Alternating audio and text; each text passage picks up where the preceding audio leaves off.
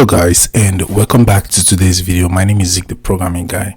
In today's video guys, I want to show you how to make liked videos private on a Likee app. It's very easy, so let's get started. Alright, so first step you have to take is of course open your Likee app and log into your account. Next you have to head to your profile, so click on the profile icon at the bottom right corner. Alright, so if you do that, from here you're going to see all your liked videos on your profile. Okay, so if you want to make all these liked videos private, all right, so these are your liked videos right here. If you want to make all these liked videos private, what you have to do is to click on the three lines or three dots at the top right corner of your screen right here. All right, so go ahead and click on that, and then click on settings, and then click on privacy.